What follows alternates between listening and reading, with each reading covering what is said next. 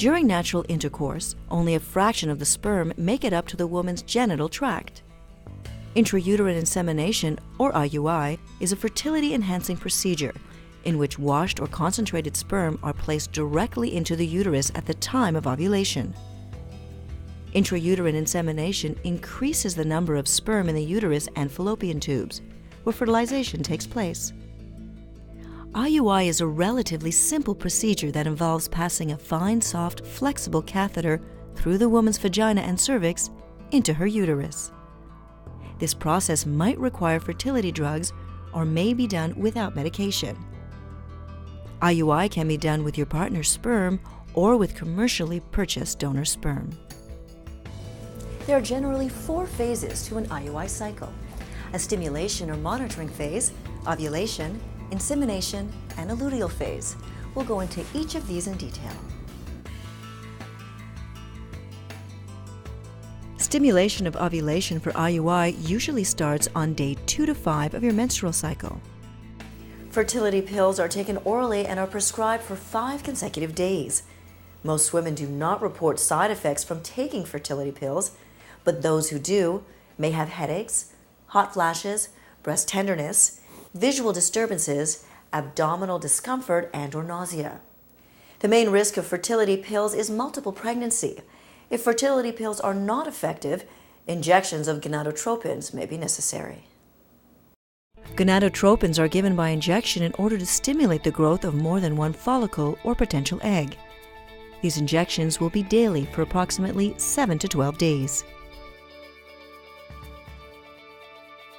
Temporary side effects may include inflammation at the injection site, mood swings, breast tenderness, abdominal bloating or discomfort, fatigue or restlessness, and headache.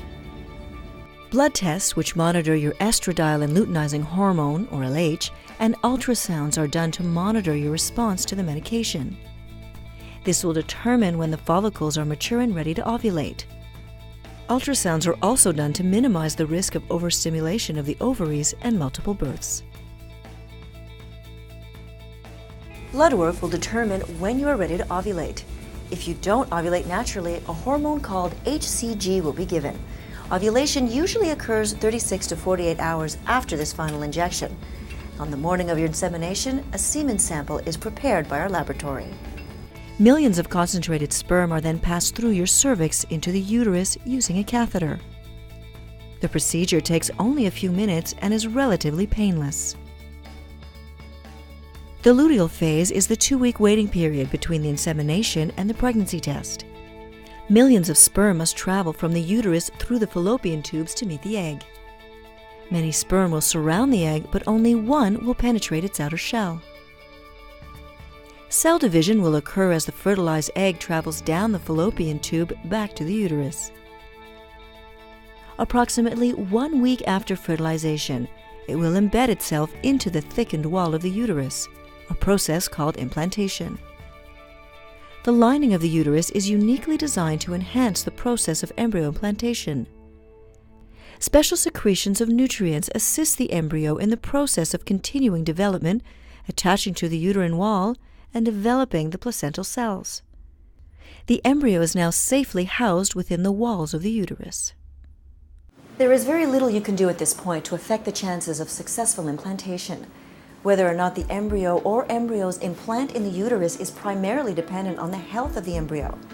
And many of the tests at this point can send us mixed signals. A blood test to determine pregnancy will be done approximately 2 weeks after your procedure. Bleeding can occur before your test. While this is very disappointing, it does not always mean the treatment was unsuccessful. Some women experience unexplained bleeding during pregnancy, so you should continue using the progesterone until the results of the blood test are confirmed. Now, at the same time, the progesterone may delay your period. This does not necessarily mean you are pregnant, so there can be a fair bit of uncertain waiting at this point. Your best bet is to keep your eye on the ultimate goal and not to get caught up in uncertainties of these tests.